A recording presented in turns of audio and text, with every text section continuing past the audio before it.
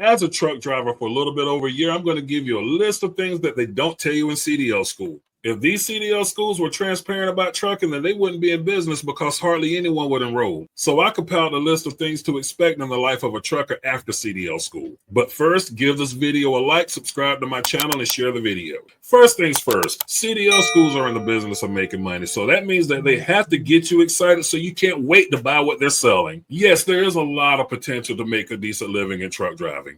Which brings me to the first thing on my list, your first year's pay. Don't think that you're going to come out of CDL school and make six figures on your first year. The guys that you hear talking about making six figures in trucking are either owner operators or experienced company drivers. There is a way that you can earn close to six figures in your first year as a rookie, but you're going to have to get your hands dirty by touching the freight. I'll talk about that on another video. Normally, you can expect anywhere between $700 and $900 a week in your first year. That's good money if you're making minimum wage or making nothing at all. You're going to get the undesired loads and the not so well kept trucks in your first year. With anything, it's all about paying your dues in the game. The best advice that I can give you as a rookie driver is to buy your groceries from the grocery store and prep your meals on the road. Eating at truck stops will eat right through your wallet, which will defeat the purpose of you being out there in the first place. The second thing that I cannot stress enough is that trucking is a change of lifestyle. Truck driving is not a 9-to-5 job. If you have a wife or a family, then understand you're not going to be able to see them for weeks at a time. And I hate to be the bearer of bad news when I tell you that a lot of women become emotionally detached when you're gone for that amount of time.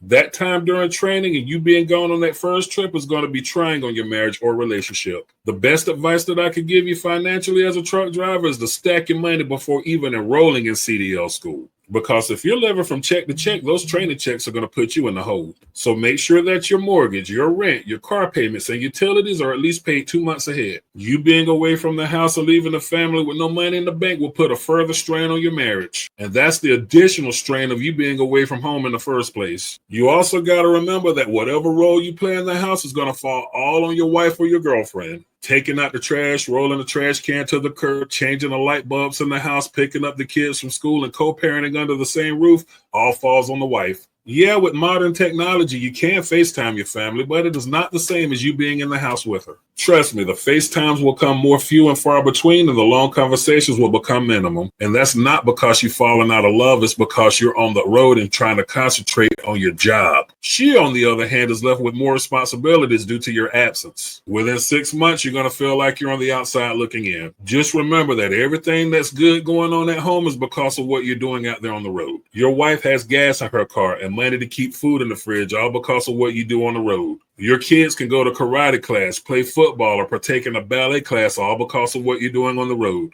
The gifts will come under that Christmas tree, all because of what you're doing on the road. So whenever you're feeling lonely out there or starting to regret your decision to become a truck driver, just remember who and what you're doing it for. The third thing I want to address is adjusting to life in the truck. That's going to be one of your biggest challenges. Any seasoned truck driver will tell you not to fill your stomach with junk.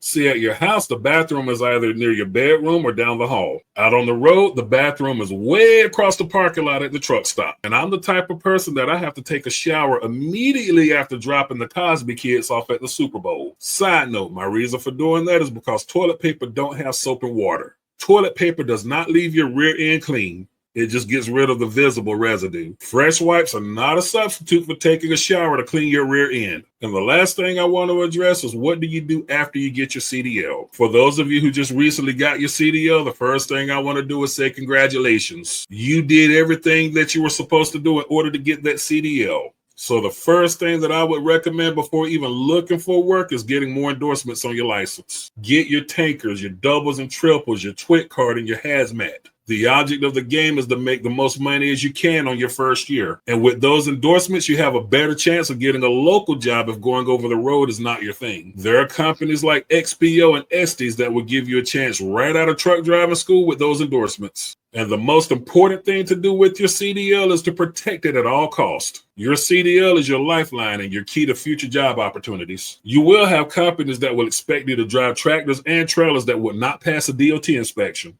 Document everything and don't do it and quit.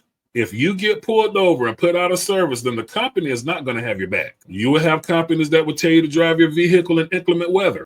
Don't do it. If you have an accident, then you will be held liable first, then the company second. The snow chains on my truck are for decoration only.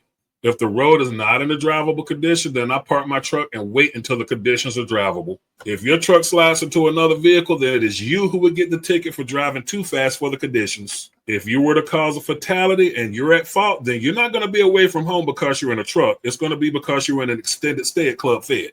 Anything, and I mean anything that happens over the road, you're solely responsible for and not the company. There have been dispatchers to tell their drivers to break the regulations and operate outside of the DOT hours. I don't care if it's the CEO of the company telling you to break the rules and regulations. The fact of the matter is it's your CDL that's at stake. And that company more than likely have bad reviews all across social media from disgruntled employees. One thing that's just as important as your CDL is your DAC report. If you go to look for another job and they pull your DAC report and find bad markings on it, then you're screwed. Your CDL is deemed as useless. Sleazy mega carriers will try to give you strikes on your CDL and your DAC report so you can't go anywhere else. And they'll act as if they're doing you a favor by keeping you on after they pushed you to getting a strike on your CDL. Those mega carriers have recruiters swarming those CDL schools looking for the fresh carcass to pick apart. And the recruiters will tell you that they're all about the driver first and how great their companies are. The only reason that you'll ever need to go with a mega carrier is to get your foot in the door.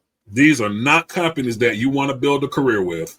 Some of them will even offer to pay for your CDL school if you sign on for a year with them. And once again, this goes back to what I said about you being gone away from home for weeks on end. Yeah, they're going to get their money's worth out of you for that first year. My best advice is do that for the first year with that company, and on day number 364, start putting your resume out there. And for the love of God, don't sign up with a trucking company that's talking about leasing their truck to you. I'll discuss the reasons for that in another video. I'm Ricky Manor, the Patriot Trucker. If you enjoy trucking content, go ahead and give me a like, subscribe to my channel, and leave me a comment below to get the conversation started. Stay safe out there, keep the right side up, and your head and tail between the ditches.